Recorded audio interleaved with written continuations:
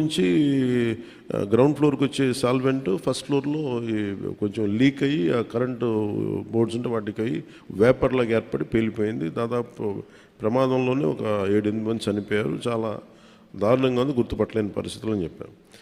నేను ప్రాబ్లం ఏమవుతుందంటే, నేను సేఫ్టీ ఆడిట్ చేయమని వచ్చిన రోజు నుంచి నేను అందరిని అడుగుతా ఉన్నాను. ఒక ఇష్యూ ఏముందంటే, సేఫ్టీ ఆడిట్ అంటే ఈ యజమానులు భయపడిపోయే స్థాయికి వెళ్ళిపోయారు. వాళ్ళని కొంత ఎడ్యుకేట్ చేయాల్సిన అవసరం ఉంది.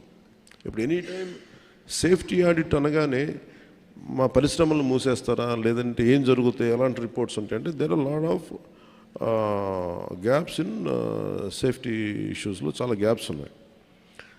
సో అందుకని నేనేం చెప్పానంటే, ఇండిపెండెంట్గా పిలవండి. నేను ఆల్రెడీ ఒక రౌండ్ ఆఫ్ మీటింగ్స్ నేను పారిశ్రామికవేత్తలతో చేశాను, ఎస్పెషల్లీ వైజాగ్ ఏరియాలో. హిందుస్థాన్ మన షిప్పింగ్ యార్డ్ వాళ్ళతో కూర్చోబెట్టి నేనేం చెప్పానంటే, మీరు ఎన్ని చర్యలు తీసుకుంటారు పనిచేసే వాళ్ళకి కానీ పొల్యూషన్ కంట్రోల్ నామ్స్కి సంబంధించి మీరు ఎలాంటి చర్యలు తీసుకుంటున్నారు మాకు వివరించండి అంటే, మేము వాళ్ళు గతంలో కంటే ఇప్పుడు బాగా చేస్తూ ఉంటాను, కానీ they are not to the satisfactory level. ఇప్పుడు ఒకేసారి మనం ఈ పొల్యూషన్ ఇవన్నీ మన ఈ నామ్స్ అన్నీ పెడితే ఇండస్ట్రీ షుడ్ కమ్ ఫార్వర్డ్. అంటే ఇది నేను చాలా రోజుల నుంచి నేను కోరుకుంటా ఉన్నాను. నేను ప్రత్యేకించి మరీ చెప్తున్నాను. ఇప్పుడు అంటే నేను ఎందుకు కొంత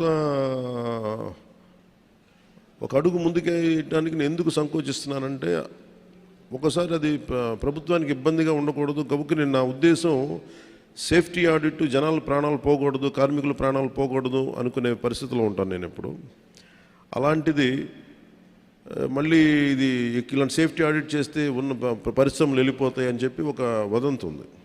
అది కొంచెం మాట్లాడతారు నాతోటి, మీరు ఇలా చేస్తే పరిశ్రమలు వెళ్ళిపోతాయి, పరిశ్రమలకి అనుకూలమైన వాతావరణం ఉండదు అంటే.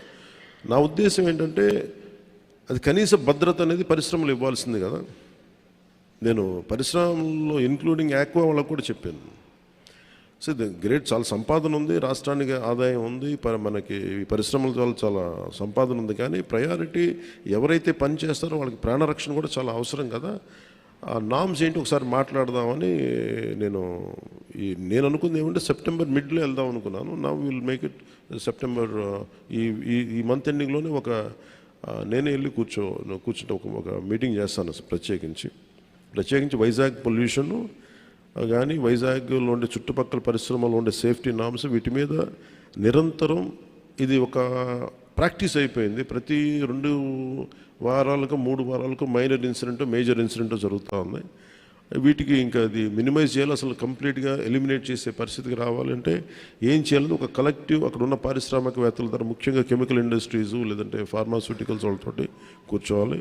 అలాగే ఫార్మాస్యూటికల్ ఇండస్ట్రీస్ కూడా ఎఫ్లూయెన్స్ 2 కిలోమీటర్ల లోపలికి వదిలేస్తూ ఉంటున్నారు, కానీ దానిలో కూడా చాలా ఇబ్బందులు ఉన్నాయనేది చెప్తా ఉన్నారు. వీటి మీద ఒక క్లీన్ సేఫ్టీ మన పొల్యూషన్ ఆడిట్ అయితే జరగాలి. అది we will take it forward. ఎందుకంటే ఇది చాలా బాధ కలిగిస్తుంది. ప్రతిసారి చనిపోవటం, సంతాపం ప్రకటించడం, లేదంటే ఎక్స్గ్రేషియా ఇవ్వటం, ఇది ఒక ప్రాణాలకి ఒక విలువ లేకుండా అంటే ఇస్తున్నాం, కానీ అది లోపల చాలా కలిచేసేది, బాధేస్తుంది.